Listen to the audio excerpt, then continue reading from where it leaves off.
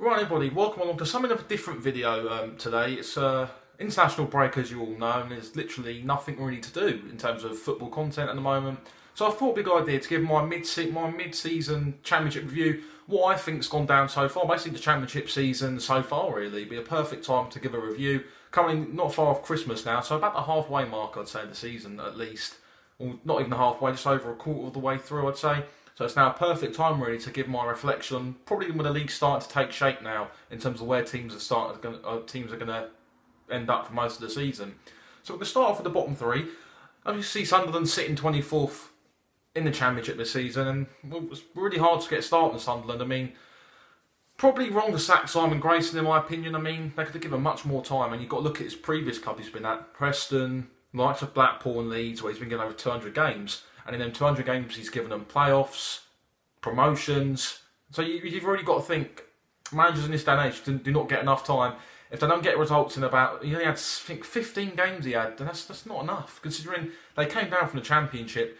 And it's always going to take time to adapt. I mean, the percentage of teams who go straight back up after coming back down is not great, as we've seen in the past. So Sunderland are in the mess off the pitch as well, so it's always going to take time. I mean, giving Simon Grayson £1 million was that to spend, I think it was in the summer, so much they did spend Sunderland as a whole in the summer. I mean, that's if you want to compete at least to try and get into top six, that's where Sunderland really should be aiming. Big club with a big fan base as well, don't forget. And only spending £1 million isn't good enough. I mean, it's just really poor. I mean, Ellis Short, I mean, he's really not running the club well, is he? He's not giving them enough money. Probably too much time last season spent and previous seasons spent on buying mid-average Premier League donkeys, really, and not really building a decent squad.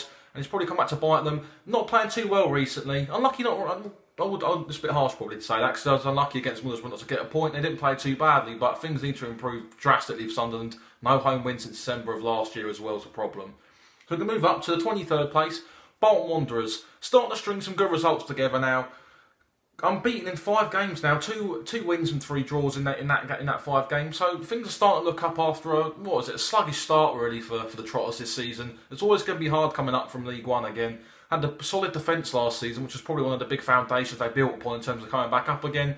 Defensively, haven't been great this season. They do leak a lot of goals, but they do score goals as well. They found that goal scoring knack again. So again, something that they struggled with this at the start of the season. They're starting to put the ball in the back of the net on a more frequent basis. Phil Parkinson's side, look at the bottom 3, and I think they've got a good chance of staying up if they can keep this run of form going. They've got quality within the group of players they have, and they can really give it a go this season. Another big club really with a good fan base. Off the pitch problems in the past have really affected where they've ended up in English football in the past couple of years, but they seem to be back in the right direction now. And I think they've got a good chance of staying up provided they can keep certain players fit and keep a good run going. So moving up 22nd, bit of a shock. I didn't really think this at the start of the season. Birmingham sitting in 22nd, in the last of the relegation places really in terms of the Championship table. It's a bit of a shock really. They spent lots of money on good quality players in the summer. Mark Roberts, Hotter, Maxime Collan, Carly Dean to name a few as well, and it just hasn't materialised. Harry Redknapp got the sack early on in the season, I think around end of August, early September time. He left. Steve Cottrell's come in and he had a good start. First game against Cardiff was a good 1-0 win, but they haven't really built on that. Not a decent draw at home at Sunderland. Probably a game where they thought they could have won that, but they haven't built on the early promise that Steve Cottrell has given the club. Isaac Vassell's out long term with an injury. That'd be huge for Birmingham. Big loss. He offers that extra bit of pace up front. Good player as well. Pulls the defence apart. Really allows the midfield to push up, stretch the back four. Him and Che Adams have been a good partnership together. They had a couple of games together under Steve Cottrell. I think they went 4-4-2 in the game as well, or they went up front the way Steve Cottrell wanted to play. I think Mikel Kieftenbeld's got a notice in the midfield. I think he's a solid little player. Could have easily gone to Derby. He didn't get registered in time to go to Derby, so Derby's lost his Birmingham's gain again this season. He's having another solid season. What is a struggling side, and Birmingham have to be careful here. Many of the fans say they don't deserve to be down there, but in this league you've got no divine right to be anywhere. You need to be you're there, but you're in a place on merit, and Birmingham haven't performed this season. They need to back up their ideas. Really, they've got a squad capable of the top 6, but at the moment they're just not showing it. So moving on, just a space above the relegation zone, we have Burton Albion currently sitting in 21st. And it's been a mixed season for Burton Albion. It's probably more the second season syndrome cliche we associate with many teams who've come up from a division, consolidating the first season and really struggled in the second season. The chairman's allowed the budget to be increased a bit, however, still struggling really. I mean, the squad's not the best in terms of Championship standard. They've added a bit more experience this season, and it's always been hard. I think teams now are more aware of going to the Brolly Stadium, what it's like to play against Burton, which is probably a bit of a shock last season, which is probably why they got some good results against some tough teams. They've got a couple of good results again this season, but the away form's not been good enough. Scoring goals is something they're definitely lacking. Only 2 away goals this season, I think it is.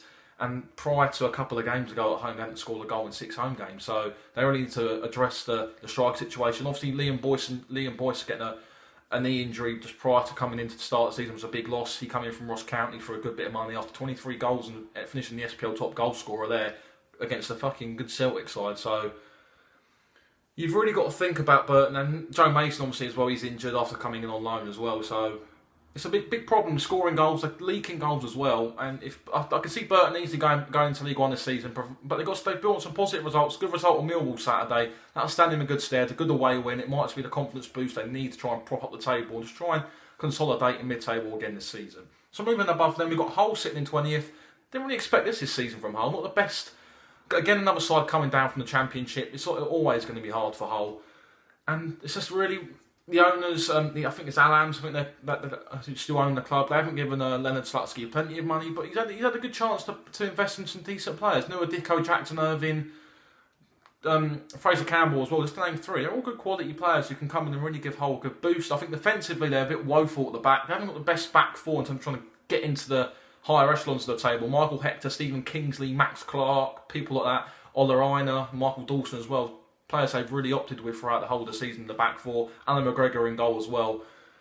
And they do score a lot of goals, Hull. They're good offensively, but quite poor defensively, which has been their Achilles heel this season, especially at home when they score lots of goals at home, but they leak goals as well whenever they go. One away win this season, and one away win since August last year, come against Barnsley. It's going to be a tough season for them. Leonard Slutsky has come out in the press recently and said he'd be shocked if he's still got the job really, or he wouldn't be surprised if he got sacked, and that was what he really actually said instead.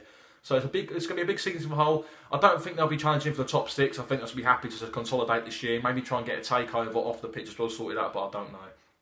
So moving up into 19th, we've got Millwall. Not done too bad this season. A good transitional period. Got some good crop of players in there. Starting to get some decent results. Playing quite well as well. Probably the best team, apart from Sheffield United, we'll get onto in a bit more in this video.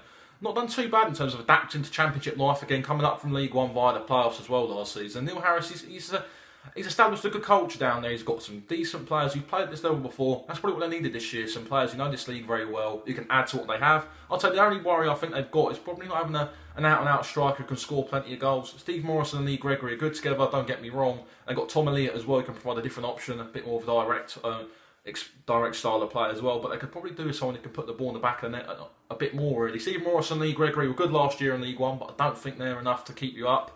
However, Millwall ain't doing too badly defensively either. So, just got to see how they go.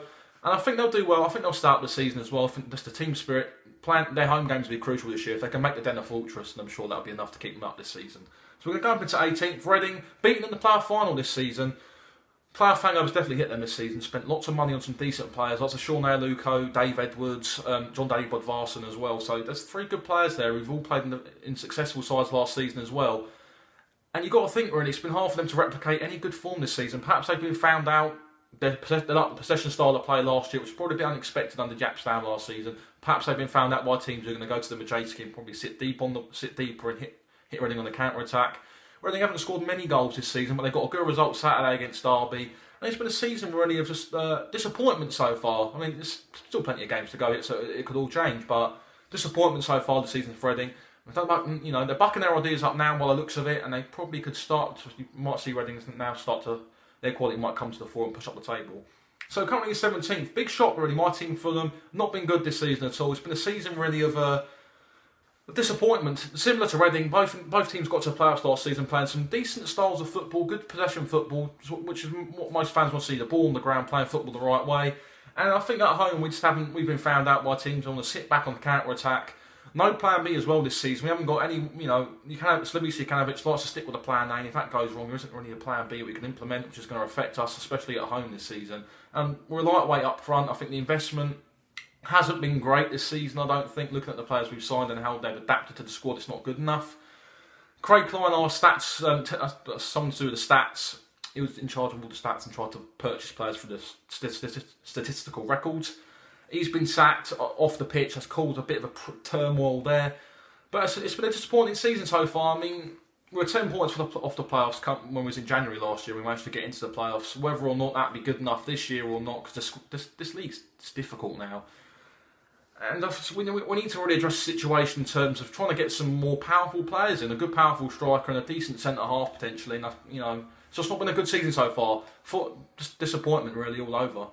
So moving up, 16th, Barnsley. Not a bad position for Barnsley. I'm sure most Tykes fans will be happy with this after selling some of their big players in the summer. They've brought in some good youngsters, likes of Brad Potts and Cameron McGinn. Have both been playing their trades down in League Two for Luton and Blackpool respectively.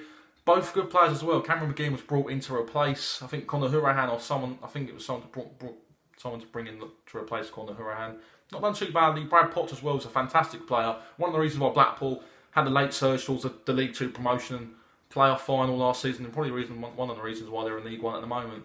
Both good players. Obviously, Tom Bradshaw's done fantastically well as well. Scored 6 goals in the penalty area this season. Read up a couple of stats online as well, and he's got one of the most goals in the penalty area. Fantastic striker, in my opinion. And I think they'll start the season. They've got some good youngsters. They could probably do a bit of experience. It's probably the only problem I'd have with that. They've got such a young squad. They could do a bit more experience. Some leaders who've played in this league and just help the youngsters on their way. But no problems with Barnsley so far this season. Mixed bag results recently, but 2 straight wins is fantastic for them.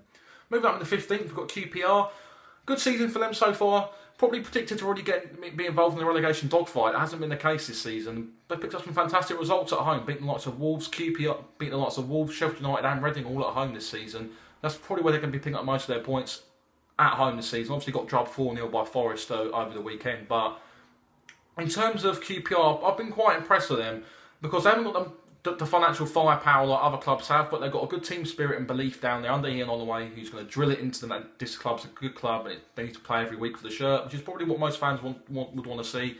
And they're moving in the right direction. I don't think they're going to be any threat to the top 6, maybe. I highly doubt that. But I think a mid-table finish for them would be good for this season. I think that's probably where they're going to end up around 15th, I think, this season. Moving up into the 14th place, we have Preston North End, who on a run of 4 straight defeats. It's a bit of a shock, really. After such a good start, really. After that good start, built up so much promise early on in the season to what they could achieve maybe under Alex Neil this season.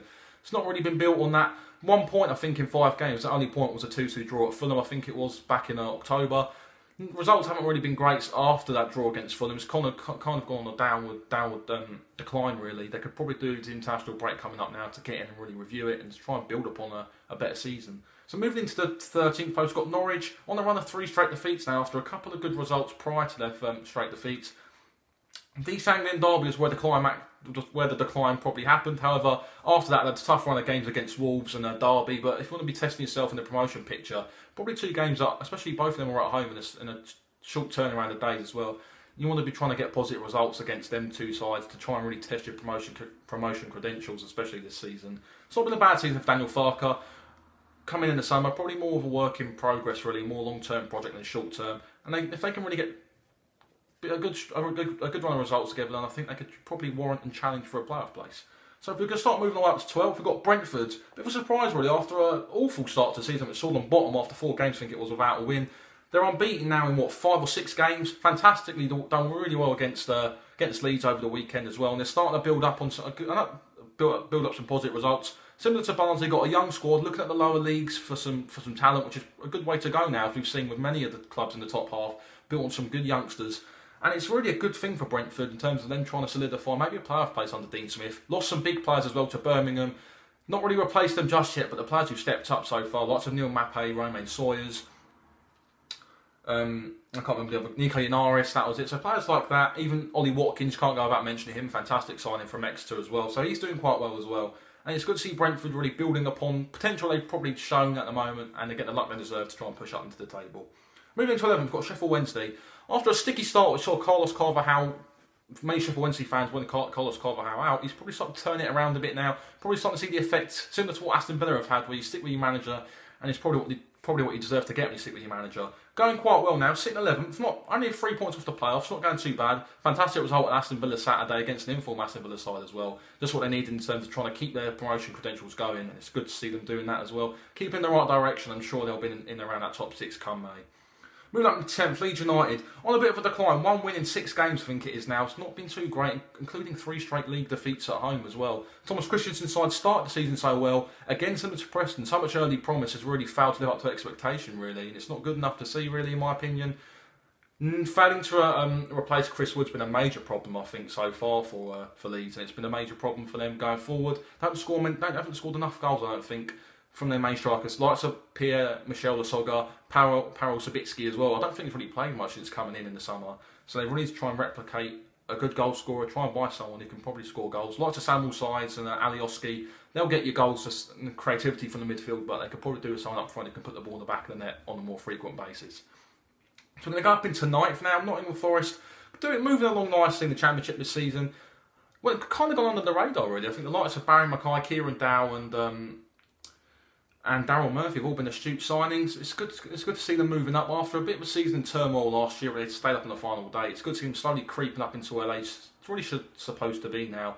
And they're going to probably try and throw down their place in the playoff places. Play some good football as well, but have the ability to go direct, which is probably what other teams in the division could do as well. And they're getting some good results together by playing some nice football as well under Mark Warburton.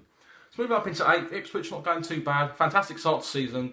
Bit of a mid-season slump, but they're starting to put together some decent results now. Good win against Preston over the weekend as well. Starting to see them get back into 8th place now, just on the outskirts of the playoff places. 2 points off of them. It's not going too bad for them. Mick McCarthy, slow, terrible season last year. He's turned it around this year. And he's starting to get a good group of players together. Chelina, Waghorn, and Joe Garner being 3 major players for them this season. If they can keep them fit and firing, then you never know what could happen. So move up into 7th, we've got Derby, just sitting 1 point outside the playoff places. Good season so far under Gary Rowett. Going really well so far this season as well. Scoring good goals really. Got a good team down there. Fantastic midfield of Bradley Johnson, Huddleston and Joe Ledley. Sam Winner was a great astute loan signing from Sheffield Wednesday. Doesn't understand why they let him go because he's firing goals in for fun so far for Derby. Scoring some good goals as well, some crucial ones.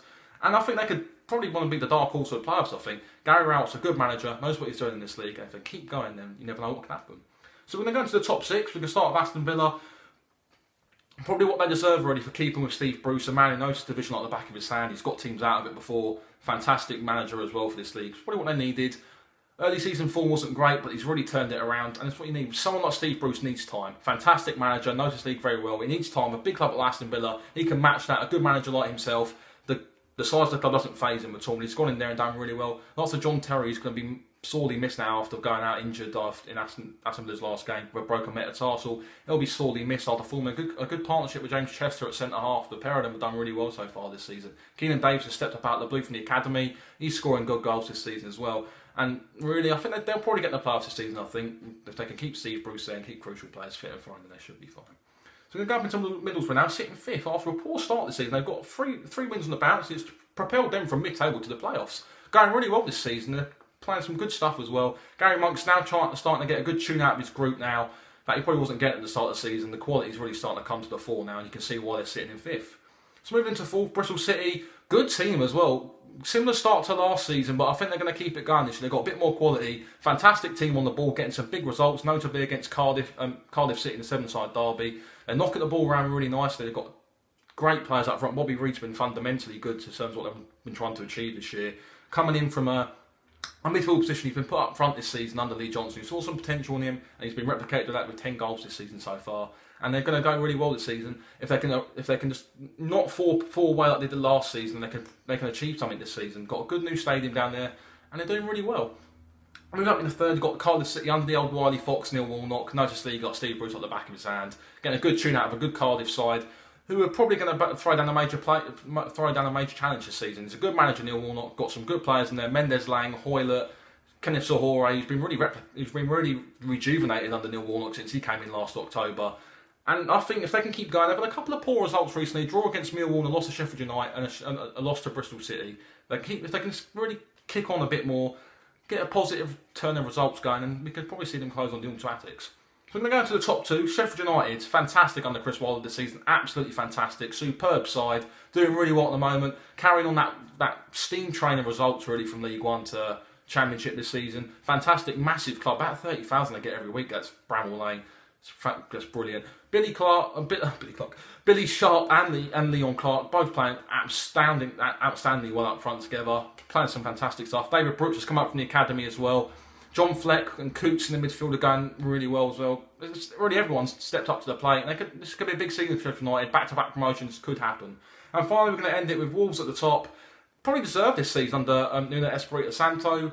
Bankroll really well, some good financial backing. However, if you need backing's good, but you need the players who can play down with some quality. Diogo Jota, Bonatini, players like Ruben Neves have all stepped up. And Nuno Espirito Santo, after coming in this season, after an average season last year, things are looking up for Wolves. I think if they can keep this going, then I'm sure they can probably get up into the Premier League this season. I mean, keeping the only side really to keep a clean sheet at the Etihad in the Carabao Cup was fantastic for them.